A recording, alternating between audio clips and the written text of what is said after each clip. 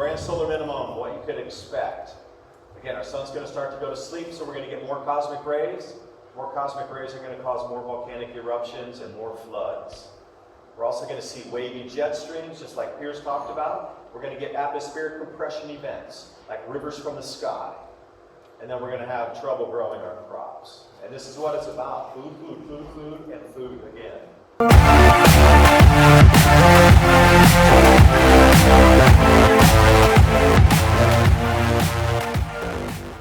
In this world of increasing exposure to wireless radiation, detect, protect, and sleep at EMF Protection.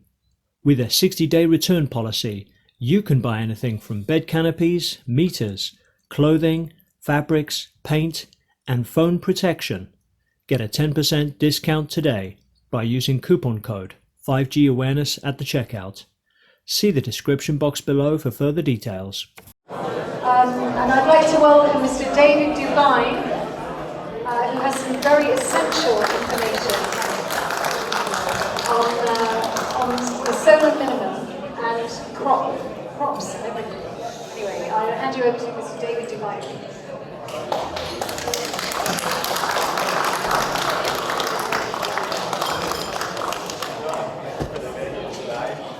I'm going to continue to add to what Piers was talking about, but I'm going to take it in a slightly different direction with the agri-politics, because these changes that we're seeing on our planet right here, it's all about the food. Because whether it's Extinction Rebellion saying that in 12 years there won't be enough food to feed the planet, or it's the jet streams bending because of solar activity, at the end result of that is there's not enough food to feed the planet. So instead of arguing and bickering about who's right, who's wrong, we should be thinking about solutions, because at the end of the road, we all agree on something: warming, cooling, whatever. There's not going to be enough food. Our crops are being affected. It's not going to be. They're being affected now. And I'm going to take a look at what's happening in some of the areas of the planet where the crop losses are the heaviest this year, and it's anticipated to continue to amplify through the next few years, or decade plus. So it's not going to be a small event. So whatever the end of the road is, we all agree the food supply on our planet is in jeopardy if we do not think of solutions moving forward. So this is more of a solution session, as well as defining the problem, so we can come out and work together and talk together instead of pointing fingers at each other. Think about solutions together, because this is the way we as a species are going to have to get through this. It's not about me sitting in a basement for 30 years eating canned beans. That's not going to work. We're going to have to adapt our agriculture based on these changes that are occurring in our climate. And I hope to present my side of the story, because in the mainstream media, you're already seeing almost 95% of it or so is CO2 based explanations for why the climate's changing. Fine.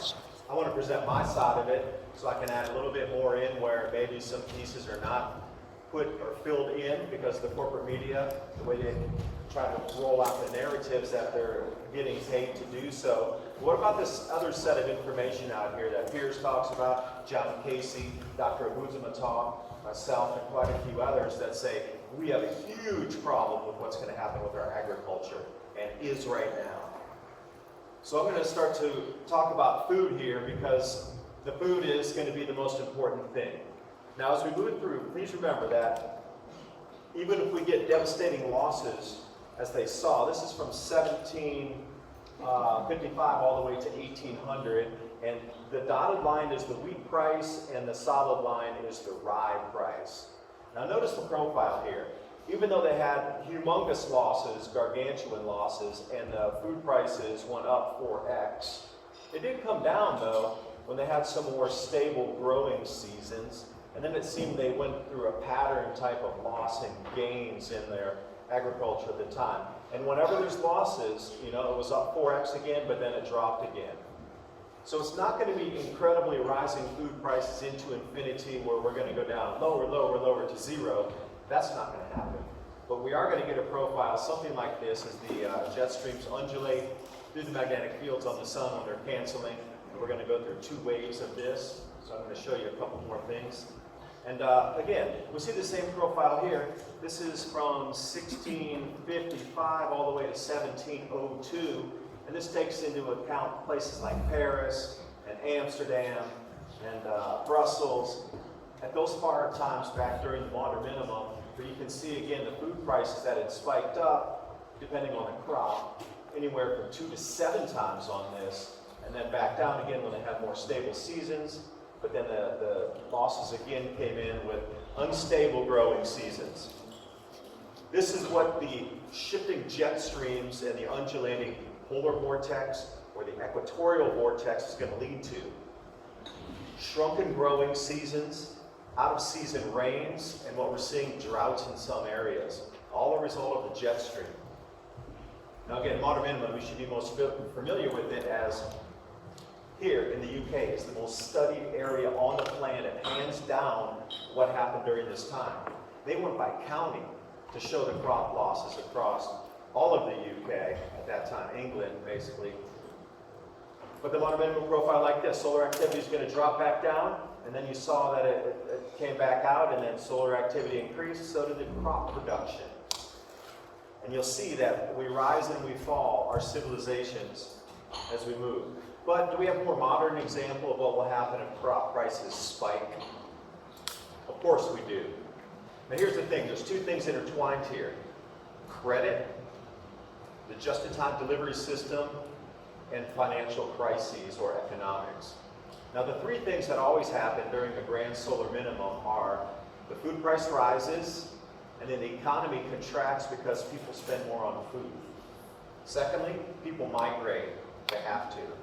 And then thirdly, the loss of the crops should be experienced. So you're going to see these three things for sure. Now what's going to happen if the commodities prices spike? Well, we already know what happened in 2008 and 9.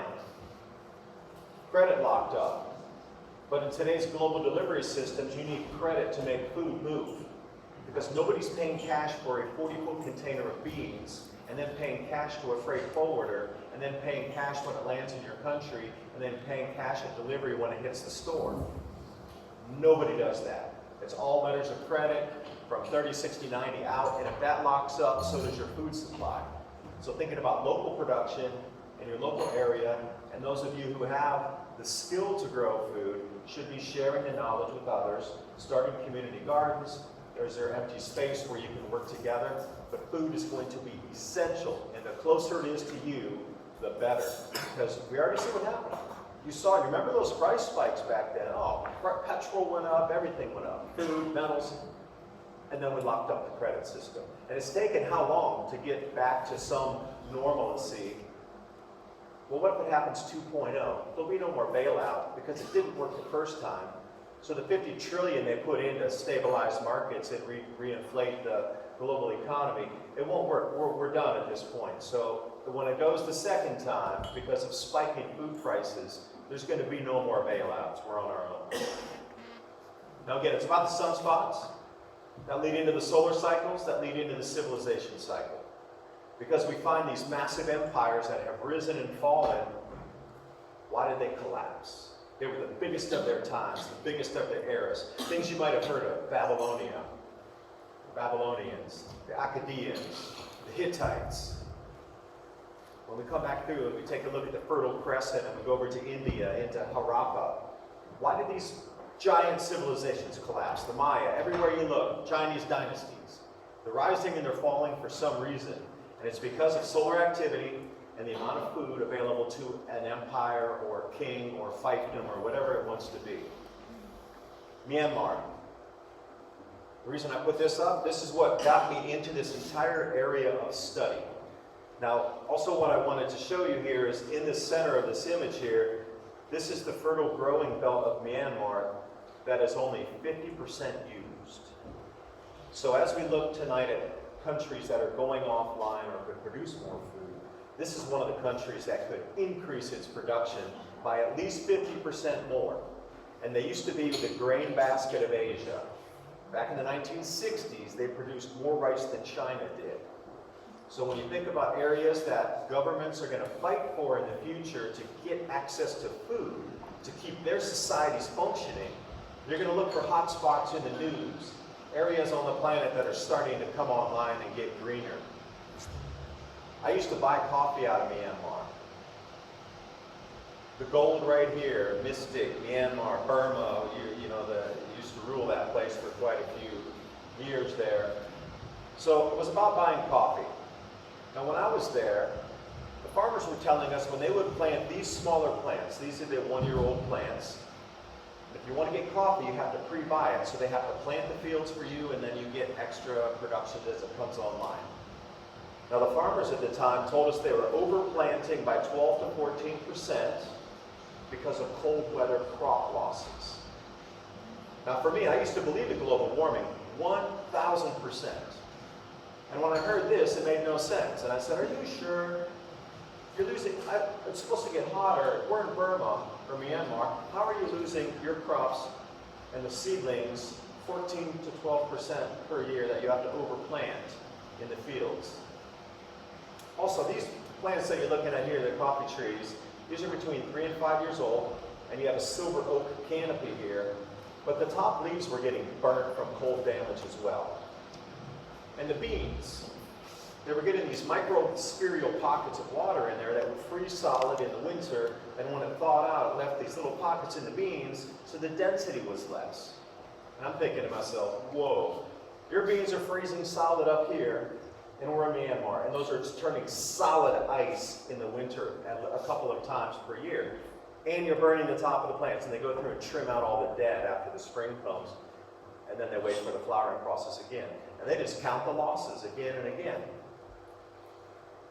So I just wanted to introduce myself really quick. Some of you do know that I run a YouTube channel, Adapt 2030, and the podcast Mini Ice Age Conversations. Others of you might be the first time you've seen me or heard my voice. But thanks for coming tonight. I appreciate us trying to get some ideas together to work together here. Now, the modern minimum has been reconstructed really well. This is the best minimum that's been constructed, temperature-wise reconstructed, above the Dalton minimum in the 1800s. So notice a couple things here. Alaska, we keep hearing Alaska's getting warming, Alaska's melting. Well, look at that, it got warmer during the modern minimum. And then we take a look at Greenland. You're hearing about southern Greenland, it's melting, it's melting. Well, it got warmer during the modern minimum also. And then the devastating crop losses across Canada and the United States are, 100% matching this blue belt right now this year. And we come over here and we look at places like North Africa and Morocco with record snows, record rains. And then we get the cold that's already killing off part of the Russia's production up here in this area. And you start to see the matches again as we move over. Now these are some interesting spots here in China and Xinjiang.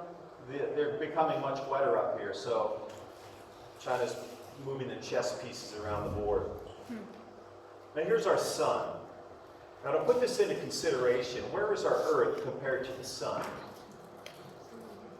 Basics, yeah, the smallest one, but which one's smallest one? That one, which one was it? Yeah. There you go. So one with the moon. Now take into consideration, this thing is over 1,000,000 times larger than our Earth, and it's just right there. You get a sunburn on the planet's surface. So take a look at that and understand that this solar cycle here is just a single one.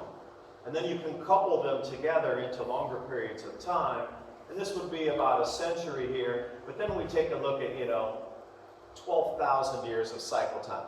Because the media, and the corporate media, and the IPCC try to squeeze all of our climate into the last 150 years. And they base all their projections and movements and forecasts, and it's warmed here, on 150 years of data. Why don't we look back at the last 12,000 years and see these cycles repeating? Heavier cycles on top of cycles. And that's what I believe we're into now. A far more powerful, heavier cycle overriding a 400-year periodicity this time. So you can see how it stacks up. So the black box here is all of this time here compresses just this little amount of black box that the entire climate debate of all the charts only encompasses this much of our entire temperature record.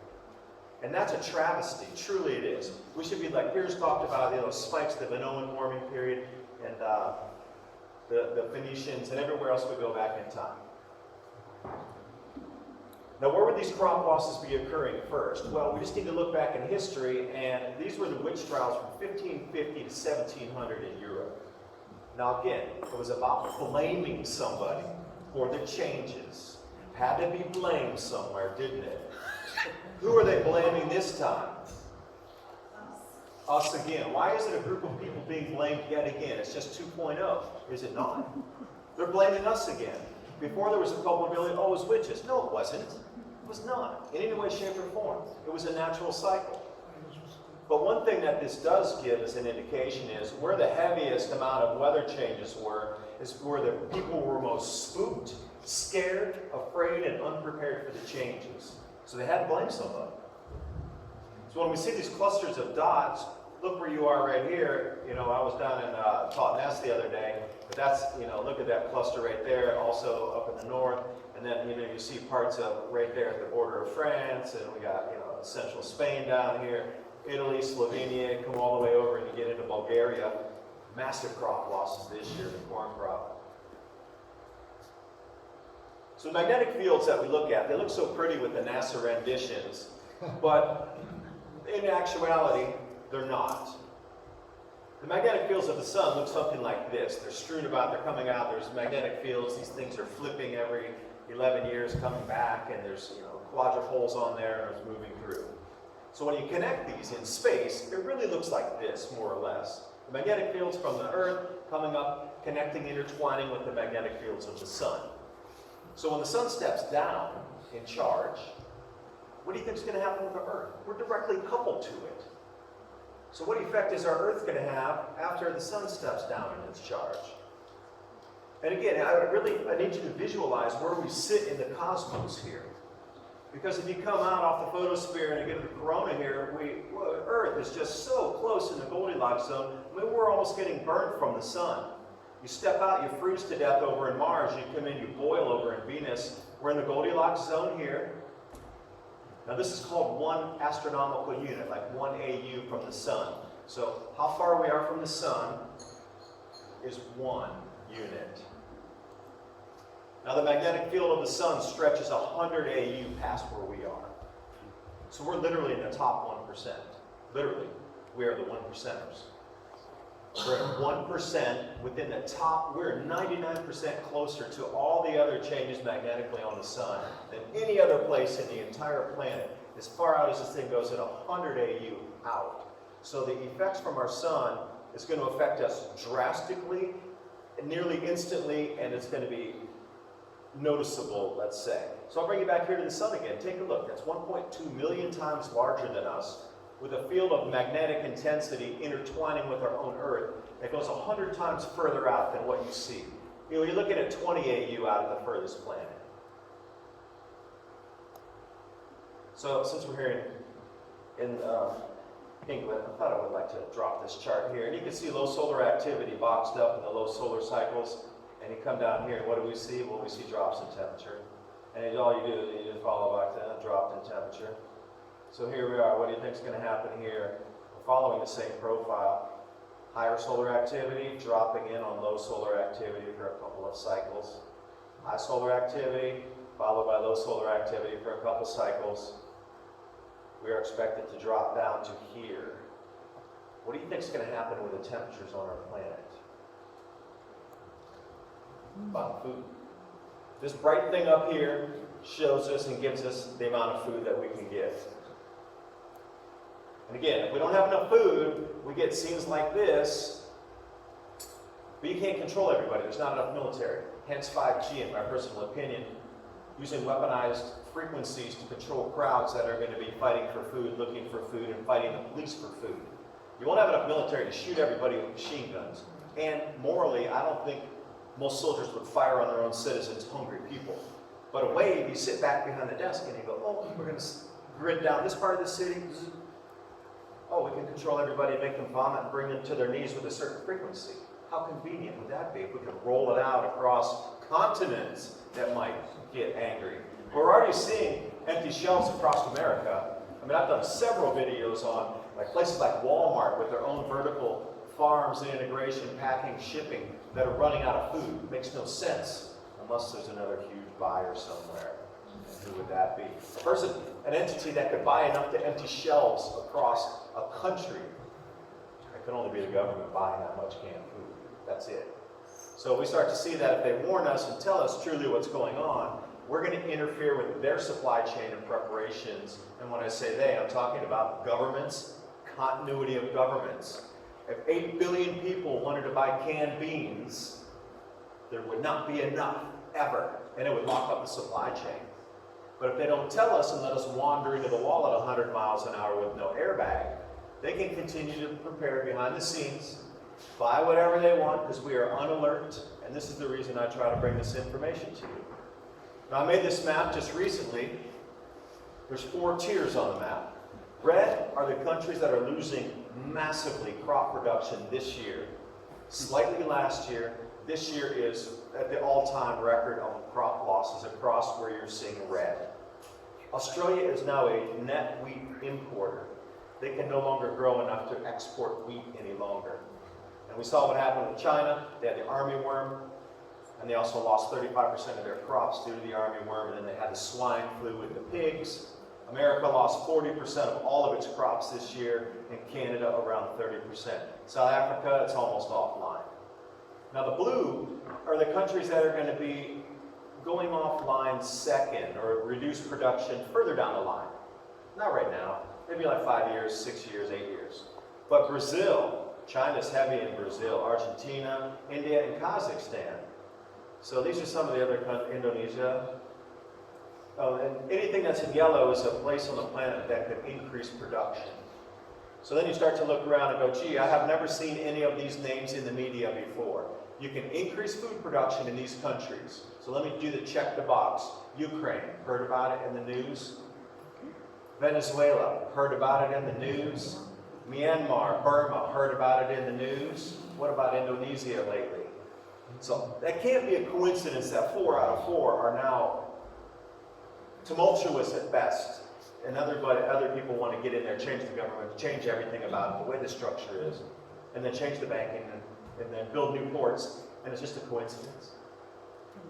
I don't think so. The gray was what I didn't have enough information to fill in yet. Oh, can you go back to that one?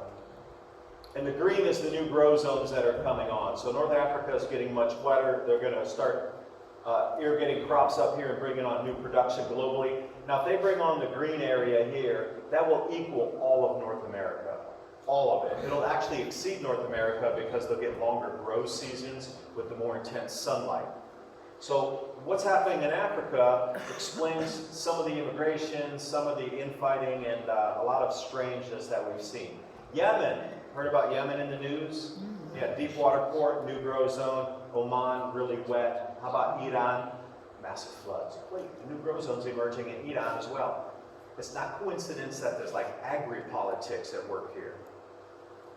Now the grand solar minimum, one of my friends said, hey, my child, I want to explain it to my child, but they might understand this graphic better. So I said, all right, cool, put it together. So the grand solar minimum, what you could expect. Again, our sun's going to start to go to sleep, so we're going to get more cosmic rays. More cosmic rays are going to cause more volcanic eruptions and more floods. We're also going to see wavy jet streams, just like Piers talked about. We're going to get atmospheric compression events, like rivers from the sky. And then we're going to have trouble growing our crops. And this is what it's about. Food, food, food, food, and food again. Chill of the solar minimum. The thermosphere is decreasing in temperature. So as we take a look here, it's at the all-time low, well, as far back as they have records for. It's the lowest that actually broke through and is down at the 0 level now. This year, at the bottom of solar cycle 24, and it sure hasn't gone anywhere but down from there. So if you're talking about upper atmospheric temperature levels, this has decreased already, and coming from the top down to our Earth's surface, this should cool first, and then down here second. So if this is cooling, well, we should expect some cooling on Earth as well. Now it's all about the electricity, electromagnetism. Again, the sun is charged differently from our Earth, now, but it's going to step down in its electrical output and luminosity. Watts per meter squared striking the surface of the planet is going to decrease slightly. But electrically, it's going to step down too. So that means our Earth has to step down its charge and match. So the bottom is a rendition of maybe what the sun will do electrically. It's going to step down, but if we're overcharged, it has to equalize or release somehow. Maybe that's why we're seeing more intense electrical storms. Sprites, these sprites that are at the top of thunderstorms. Blue jets, all these types of electrically amplified atmosphere. And they call this a global electric circuit. And what we're really starting to see now is an enormous amount of ground-to-sky lightning. And that's an upward discharge. And then the sprites are here, and then we have the blue jets, which are over every single typhoon or circular storm. Could be a hurricane or whatever you like to call it, cyclone. But they're on almost every storm now, which is unheard of. And almost every electrical storm or thunderstorm is now showing sprites. They were once a thing of legend. That's how infrequently they were sighted. But now it's almost every single storm. And they're staying up there for like a second now, where you get incredible luminosity out of them.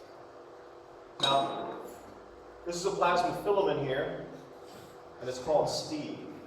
Now, it was only sighted in 2017, so the person who saw it first named it Steve. Now, it's been seen more than a dozen times, but I just don't have all the photos, but this was the slide just from last year. Now, it moved from this semi-luminous over to here where you can see the intertwining current lines on this thing coming down. Now, do you think which one's stronger, this one or this one?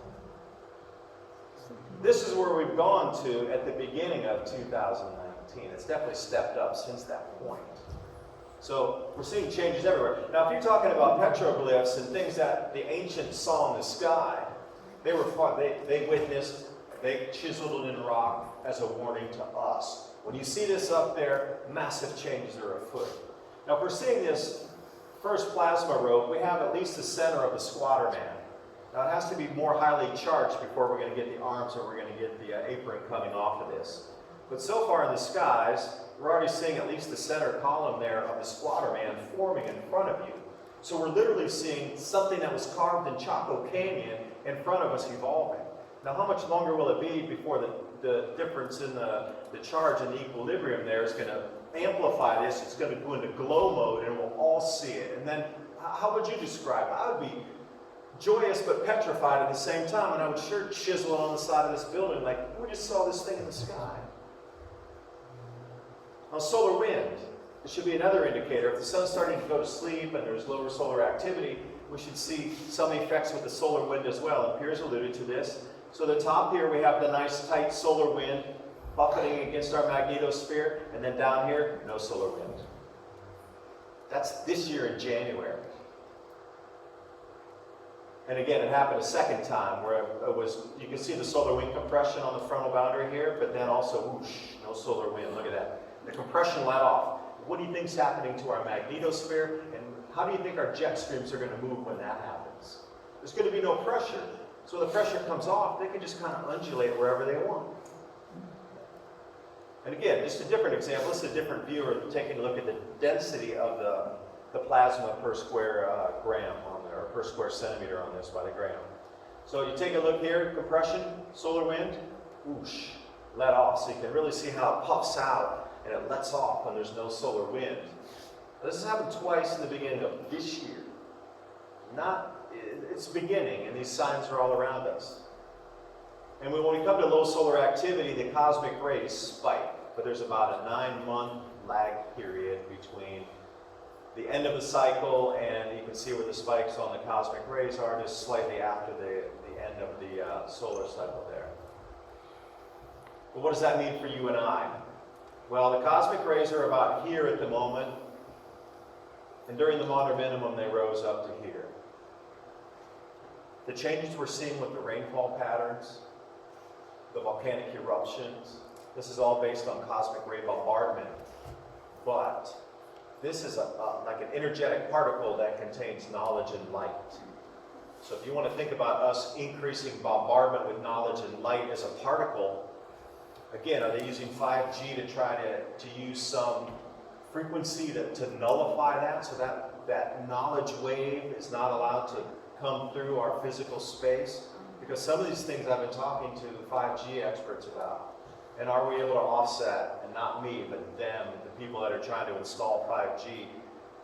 Because the cosmic rays are going to increase another 25% or so as we go through this cycle, and those are responsible for cloud nucleation and how clouds form. Now there is some dispute on this, so it's not 100% agreed on across all the sciences. It's still being worked on as a model, shall we say, on really how much input of cosmic rays is it comparatively to how much cloud it forms in the atmosphere. But for sure there's a causation of silica-rich magma chambers to eruptions in volcanoes. Because again, silica, think about crystals. You can encode knowledge in crystals. And we're being bombarded by energetic particles of light and knowledge onto the thing that could actually store it, the silica, and these are the volcanoes that erupt. So you can twist it into a bunch of different areas of science as we look through it. Now what they're finding though is the cosmic rays are up to 7 times more impact for cloud creation than they originally thought. But as we take a look at the cosmic rays, it's just up and up. Wherever you go on the planet, it's the same signature, up and up and up. And the latest one I could find was January 2019. I couldn't find anything more recent.